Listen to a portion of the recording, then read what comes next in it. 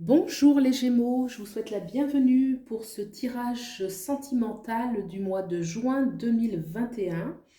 Donc, on va aller voir ici vos énergies, à droite celle de votre autre, en dessous celle du lien, et au-dessus, on va aller voir l'issue de la relation. Bien sûr, vous pouvez aussi aller voir le tirage de votre ascendant ainsi que de votre signe lunaire pour avoir éventuellement des compléments d'informations et de vous faire davantage une lecture personnalisée puisqu'il s'agit ici d'une guidance générale. Pour les guidances privées, vous avez mes coordonnées en barre d'infos. Et puis, si ce tirage vous a plu, vous a parlé, vous pouvez bien sûr liker, vous abonner et je vous remercie beaucoup. Donc, c'est parti. Alors là, ça va être vos énergies en sachant que vous pouvez aussi interchanger avec vos énergies, celles de votre autre, puisque c'est surtout l'énergie du couple. Alors, on a le 6 de bâton. On a la justice, arcane majeure. On a as de coupe, l'as de coupe. Très très bien. Alors, on va regarder aussi celle de votre autre. On a le diable, arcane majeur. On a le chariot, arcane majeur. Et le 10 de bâton. Très bien. Donc, on va commencer déjà par vous ici. Avec le 6 de bâton, je vois une énergie où on a envie de triompher, on a envie de gagner. C'est un petit peu une énergie comme ça de victoire sur le plan sentimental. Pourquoi pas? On est prêt pour cela à déployer beaucoup d'énergie si besoin, si nécessaire, de manifester sa volonté, de prendre de l'avant, de peut-être même guerroyer, je sais pas, mais un petit peu quelque chose où on n'a pas peur un peu de se confronter et de prendre un petit peu les devants. D'accord? D'autant qu'on a l'arcane majeur de la justice qui peut nous parler de choses qui sont en lien avec la justice, bien sûr, l'administration. Est-ce que pour certains, il y a des choses à régler sur ce niveau-là? La justice peut nous parler, bien sûr, de rigueur, un besoin de rigueur dans certains choix, dans certaines, d'être peut-être persévérant dans ce qu'on veut obtenir. Donc là, on a deux énergies qui sont assez... la justice, ça va être les choix, ce qu'on tranche, ce qui est juste aussi. Les bâtons ici, ça va être sa volonté, prendre de l'avant, se manifester dans ce que l'on souhaite. Et on a une énergie très douce à côté, l'as de coupe bien sûr, qui est une très belle carte sur le plan sentimental, qui nous parle d'un renouveau, un renouveau sentimental, une possibilité de nouvel élan sur le plan amoureux. Alors bien sûr, soit un renouveau au sein de la relation, soit un renouveau sentimental, une nouvelle rencontre, un nouveau dynamisme, un nouveau départ, en tout cas avec vraiment une grande disponibilité à aimer, à donner, à recevoir. Pour cela, on doit quand même se dégager avec ces certaines énergies là qui demandent à se manifester, à prendre de l'avant d'une façon ou d'une autre, défendre ce que l'on souhaite, rentrer victorieux ou sortir victorieux d'un combat avec l'arcane majeur de la justice qui demande bien sûr à trancher certaines choses, comme je le disais, peut-être certains problèmes de justice et qui est aussi peut-être une façon de se rendre justice, puisque là, il y a quand même une énergie de victoire, et la justice va un petit peu rendre justice si besoin. Est-ce qu'on veut vivre une relation et que pour soi, être heureux dans la relation, c'est quelque chose où on se rend justice, ou est-ce que, voilà, il y a une énergie un petit peu où cet as de coupe, tout beau, tout arrondi, tout idéal, et pour autant accompagné de certaines arcanes qui sont un peu plus dures, un peu la tête sur les épaules, un peu plus froide. Et j'ai envie de dire, bah, pourquoi pas, c'est très bien, ça permet aussi de ne pas avoir une certaine candeur, voire une certaine naïveté. On va voir maintenant l'énergie de votre autre. Alors, on a cette magnifique arcane majeure qui est le diable.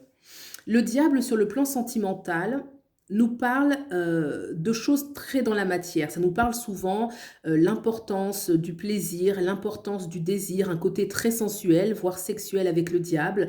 En tout cas, de l'autre côté, euh, on est très dans la matière. Hein. Il y a une notion toujours de vouloir concrétiser les choses. Le diable peut nous parler un petit peu, peut-être un caractère où on peut être un peu dominateur, ça peut être le cas, d'avoir en tout cas une notion de contrôle sur la situation, de vouloir aussi, comment dire, il y a une notion où on veut vivre ce qu'on a envie de vivre, quoi. Il n'y a pas de complexe avec le diable, il n'y a pas de... il n'y a pas de manière, j'ai envie de dire. Le diable, il est décomplexé, il vit ce qu'il a à vivre. Et alors, on peut dire aussi avec la carte du diable, est-ce qu'on est dans des préoccupations de ce côté-ci d'ordre matériel qui peuvent interagir aussi avec la relation sentimentale, hein, puisque chaque domaine de notre vie interagissent les uns avec les autres. Est-ce qu'il y a une notion aussi matérielle qui peut préoccuper de ce côté-ci le partenaire? En tout cas, voilà, avec le diable, c'est une arcane majeure très vaste qui va englober beaucoup de choses, mais surtout la notion de choses très concrètes, hein, vraiment, et on n'est pas très, on n'est pas, en tout cas, c'est pas une carte qui nous parle de romantisme. Ça peut nous parler, bien sûr, de plaisir sexuel, de plaisir dans la matière, de la chair, mais ça ne nous parle pas de grands élans sentimentaux. On a ensuite le 10 de bâton. Le 10 de bâton, il y a une énergie où le 10 de bâton nous invite à laisser un ancien cycle qui est arrivé à son terme pour aller vers un renouveau. On note que ce personnage ici est attaché, hein, elle est quand même très attachée à ces bâtons. Est-ce qu'il y a une certaine nostalgie? Est-ce qu'il y a une crainte? Est-ce qu'il y a une peur de lâcher ce qu'on a, une sorte d'attachement, hein, on note un certain attachement, alors qu'il faudrait plutôt une attitude où voilà, on est arrivé à terme et on laisse les choses se terminer naturellement, hein, c'est un processus naturel, chaque chose qui arrive à son terme va donner naissance à quelque chose de nouveau. D'autant qu'on a cet arcane majeur ici avec le chariot qui invite à un nouveau départ. Le chariot promet, indique en tout cas qu'on est dans la bonne direction, qu'il est temps de passer à quelque chose d'autre, quelque chose d'une nouvelle étape, quelque chose de nouveau qui va porter des fruits. Le chariot, on notera qu'il est immobile, hein, alors que voilà, une invitation à vraiment prendre de l'avant. Le chariot promet toujours un succès, mais il faut le mériter. Donc pour cela, effectivement, on voit peut-être une dualité entre ce 10 de bâton qui ne veut pas lâcher ou qui lâchera forcément, parce que les énergies le poussent à prendre de l'avant, mais il y a une énergie où on est un peu figé, et ce chariot qui est à l'arrêt et qui demande à justement prendre de l'avant. On va regarder maintenant l'énergie de vos liens. Alors, l'As d'épée, le 6 d'épée, d'accord.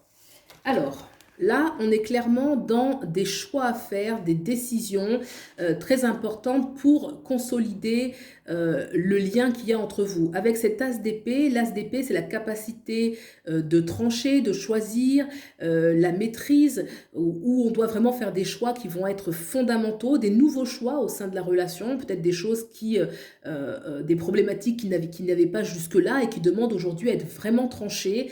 On voit d'ailleurs avec le 6 d'épée juste à côté qu'il y a un départ, donc peut-être qu'on doit choisir quelque chose pour partir vers quelque chose de nouveau.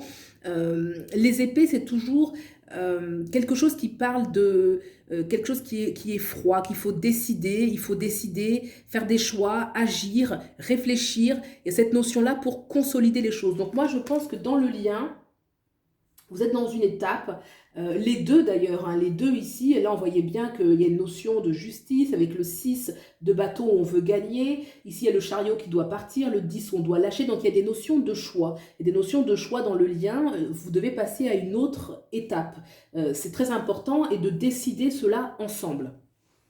D'ailleurs on voit qu'ils partent à deux, hein, d'une rive à une autre, donc il y a vraiment une notion de choix en commun. On va regarder maintenant l'issue de la relation. Vous avez le chevalier d'épée qui nous parle, on est encore sur une épée, le chevalier d'épée c'est celui qui veut du changement, c'est celui qui regarde vers la droite, il va regarder vers son avenir, vers son futur, il va planifier, il est serein, il n'est pas agité, au contraire, il est bien aligné et il va réfléchir un petit peu à son avenir. Donc dans l'issue de la relation, on regarde le futur ensemble pour voir comment est-ce qu'on va le construire, comment est-ce qu'on va le choisir. Très bien, très très bien. Alors là, il y a deux cartes qui sont tombées. J'ai le 6 de Pentacle, le 8 de Pentacle. Ok. Alors, le 6 de Pentacle, première carte qui est sortie, ensuite le 8 de Pentacle. Ok, je vois. Le 6 de Pentacle, vous voyez que là déjà, on est avec les pentacles dans la matière. On va venir concrétiser les choses, hein. Là, je parlais bien qu'on était dans des notions de choix. Et là, on va choisir d'ancrer la relation un peu plus. Le 6 de Pentacle parle de beaucoup d'énergie qui est déployée pour réussir à manifester ce que l'on souhaite. On voit ce personnage qui est en train de faire preuve de générosité, qui est en train vraiment de donner, en fait il donne beaucoup d'argent, mais ça peut être une symbolique pour dire que on y met beaucoup d'énergie, hein, on y met vraiment beaucoup d'énergie. Ça peut aussi nous parler de générosité, pourquoi pas, mais avec le 8 de Pentacle à côté, moi je dirais que c'est une relation qui doit se construire dans quelque chose de nouveau. Le 8 de Pentacle, on voit ce personnage qui est appliqué, qui est concentré, qui est focus sur son travail. Il ne regarde pas au loin, il ne regarde pas forcément quel est le résultat immédiat, mais il agit parce qu'il est dans l'énergie du travail, l'énergie du bâtisseur.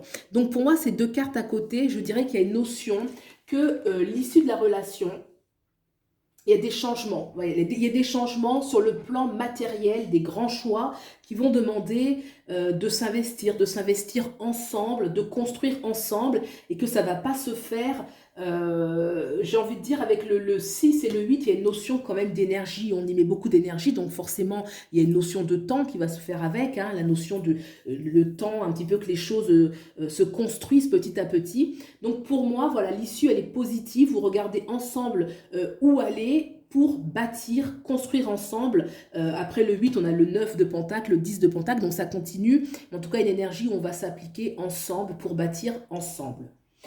Voilà les Gémeaux. Eh bien écoutez, j'espère que ce tirage vous a plu. Si c'est le cas, vous pouvez liker, commenter, vous abonner. Ça me fait très plaisir. Et puis je vous souhaite un très beau mois de juin. Je vous souhaite le meilleur et je vous dis à bientôt. Au revoir.